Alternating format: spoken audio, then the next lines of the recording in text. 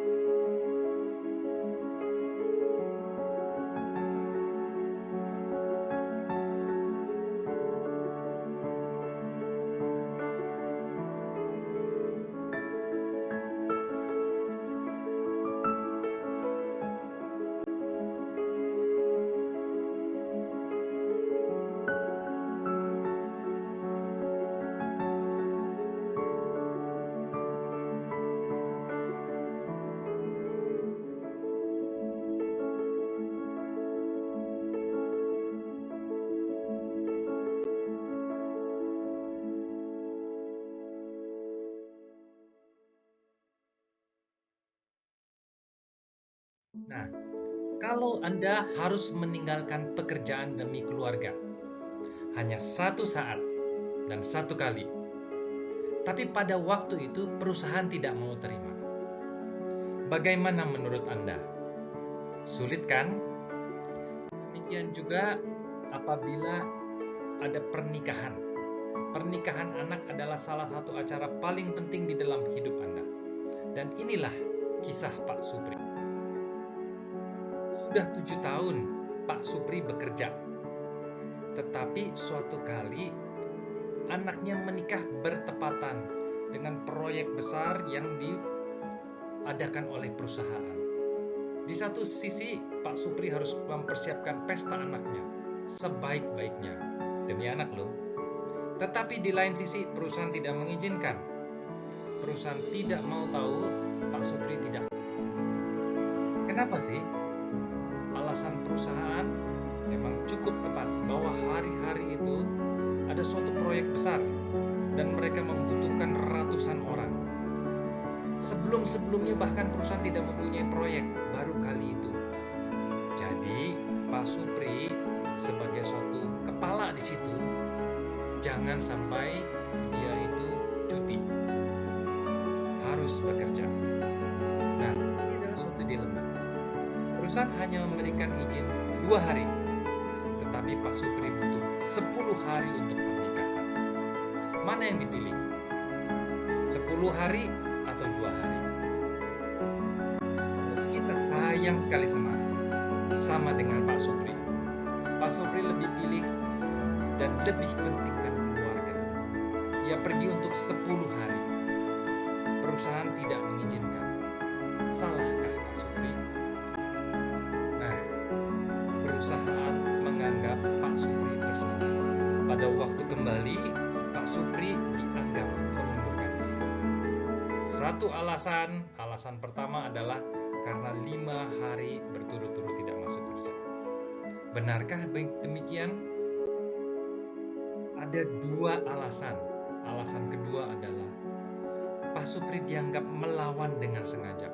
Sudah dikasih cuti 2 hari, minta 10. Sudah dibina supaya ikut perusahaan, dia tidak mau. Jadi dia tidak patuh. Dia menolak dibina. Artinya mengundurkan diri. Benarkah menolak dibina itu dapat di PHK? Nah, jadi sebenarnya bagaimana tepatnya? 5 hari tak masuk dan melawan peraturan perusahaan. Keputusan perusahaan adalah PHK. Di mana peraturan pemerintah yang mengatur tentang hal ini? Aturan di peraturan pemerintah bukan sekedar 5 hari tidak masuk kerja, tetapi ada tugas perusahaan. Di sisi perusahaan ada suatu kewajiban yang membarengi dengan panggilan. Panggilan apa lagi? Panggil dong karyawannya paling tidak selama 2 kali. Dan itu harus dilakukan perusahaan sebelum main PHK. Jadi, sudahkah itu dilakukan oleh perusahaan? Apakah akhirnya kewajiban itu dilakukan? Katanya, kata perusahaan, ya benar, saya udah kirim 2 kali surat, tetapi Supri tidak mau datang. Benarkah? Apakah ada buktinya? Di sini Supri melawan. Pernyataan ini dianggap tidak benar. Jadi Supri mencari satu saksi, dan kebetulan ada satu orang kurir temannya dia yang biasa bawa surat. Dia dihadapkan ke depan hakim. Kepada hakim dia dibilang, apa katanya? Si kurir, tidak, saya tidak pernah membawa surat panggilan untuk Supri. Waduh, jelas, tegas. Surat itu tidak melalui si kurir, tidak seperti biasa. Jadi bagaimana menurut perusahaan? Perusahaan diam aja. Ditanya bukti, tidak bisa beri bukti. Jadi kurir yang mana yang mengirimkan katanya ini? Benarkah ada 2 kali panggilan? Nah, ini sulit. Tidak terbukti dan tidak benar panggilan melalui surat itu terjadi. Jadi PHK sebenarnya bisakah diterima?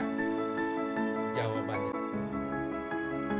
PHK kalau ternyata perusahaan tidak panggil, ya tidak bisa diterima. Jadi sebenarnya Supri tidak mengundurkan diri.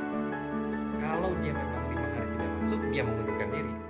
Tapi kalau dia tidak dipanggil, itu tidak ada alasan. Jadi dalil pertama perusahaan itu tidak benar. Tapi jangan lupa, perusahaan masih mempunyai satu alasan kedua. Dan perusahaan begitu yakin alasan kedua ini.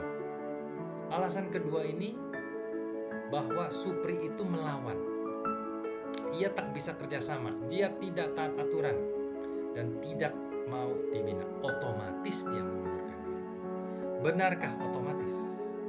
Kita ingin tahu apakah ini ada di peraturan pemerintah. Jawabannya sederhana. Otomatis tidak ada. Tidak ada bahwa kalau orang melawan itu berarti mengundurkan diri. Tidak ada. Jadi apa yang terjadi? Yang terjadi adalah PHK sepihak oleh perusahaan. Karena itu, memang ini akhirnya hakim menerima bahwa PHK harus dilakukan, tetapi harus sesuai undang-undang, yaitu Pak Supri berhak menerima pesangon. Berapa pesangonnya? Pesangonnya itu 1 kali. Uang penghargaan masa kerja 1 kali. Dan juga uang penggantian hak. Tadinya perusahaan tidak mau bayar, tetapi hakim menentukan harus dibayar sesuai pasal 40 PP 35 tahun 2021. Supri tidak bersalah, tidak bisa karyawan tiba-tiba dianggap mengundurkan diri. Nah, jadi apa pentingnya? Anda harus tahu hak-hak Anda. Jangan sampai diperlakukan dengan sewenang-wenang oleh perusahaan. Jika Anda sebagai pekerja cerdas hukum, Anda dapat membela diri Anda